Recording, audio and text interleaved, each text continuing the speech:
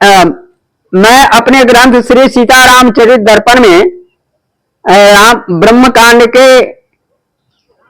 ब्रह्मकांड में लोमस मुनि का एक बाल लीला लिखा है राम जी के लिए। सुनिए।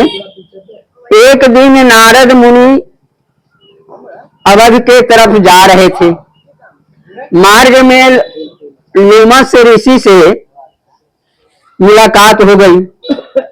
लोमस ऋषि से मिलकर उन्होंने कहा कि चलो आज श्री राम जी के दर्शन करके अपना जन्म और जीवन सफल कर लें। अयोध्या में राम जी हैं। नारद जी की यह बात सुनकर मुनि ने अभिमान सहित कहा कि हम तो स्थिर ब्रह्म राम का ध्यान करते हैं, आप भी ब्रह्म राम का ध्यान करें। इस प्रकार तो अनेकों राम विश्व में आया जाया करते हैं।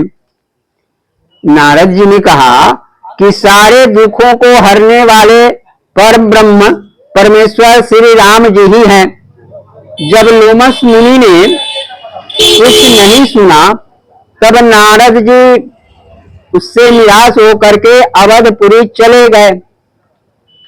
उसी क्षण श्री राम जी की माया ऐसी व्यापी जिससे लोमस मुनि को ऐसा जान पड़ा कि चारों ओर से समुद्र उमड़ आया है और वह उसके भंवर में पड़कर बहने लगे हैं।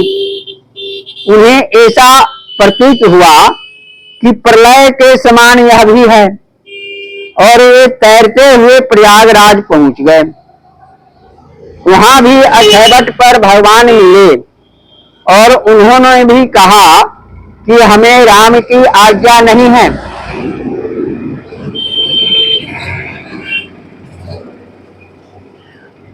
इस प्रकार अगणित ब्रह्मांडों में आए किंतु किसी ने शरण नहीं दी और मुनि के शरीर में यम यातना के समान पीड़ा होने लगी। तब लोमस मुनि ने पूछा कि वह कौन रहा है जिसकी आज्ञा नहीं है, वह कौन राम है जिसकी आज्ञा नहीं है। उन्हें उत्तर मिला कि वही साकेत बिहारी, उन्होंने अवधपुरी में जन्म लिया है और अयोध्या में राजा दशरथ जी के पुत्र बने हैं। जब तुम जाकर उनकी विनय करोगे तब इस दुख सागर से तुम्हारा निस्तार होगा। नाम रूप और लीला के धाम वे प्रभु नित्य हैं, अनित्य नहीं। हे कृपालु, हमें ढूंढे न मिलेंगे। तब वह तुरंत लहर के साथ भेज दिए गए। अवध के चारों ओर जल का आवरण तंबू के समान तना हुआ लोमस ऋषि ने देखा। समस्त पुरवासी सुखपूर्वक रहते थे और वे जानते भी नहीं थे कि दुख कहाँ है और कैसा होता है। तब लोमस ऋषि ने श्री राम जी की नाना भांति से विनती की, जिसे सुनकर भगवान ने उन्हें बुला लिया। श्री रामचंद्र जी को देखकर मुनि ने शीश नवाकर कहा, हे नाथ, बिना आपकी कृपा किसी को हम बचाने की सामर्थ्य नहीं। आप ही सब ईशों के ईश हैं। जीवन और दशा सब आप ही के अधीन है। आप चाहें मच्छर को ब्रह्म बना दें या ब्रह्म को मच्छर बनाकर लोकों में भरमाएं।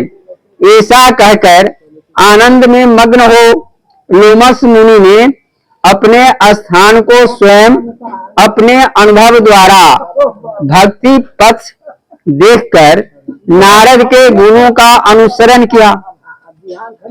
नाम मंत्र को ग्रहण कर लोमस मुनि ने स्वयं रामचरित्र का वर्णन किया। ऐसा श्री राम नाम का प्रभाव है। नारद जी की बात को लोमस जी ने माना नहीं और जब राम जी ने अपनी माया से उसे जनाया तब लोमस जी उनको बार बार प्रणाम करके के अपने आश्रम पर लौट आए। मेरा यह चैनल आपको पसंद पड़े तो सब्सक्राइब करें। मैं इसे अपने ग्रंथ श्री सीतारामचरित दर्पण में दोहा चौपाई के रूप में वर्णित किया है, लेकिन यहाँ पर मैं आपको कथा के रूप में सुनाया हूँ। जय श्री सीताराम। मेरे ग्रंथ का नाम है सीतारामचरित दर्पण। सीताराम।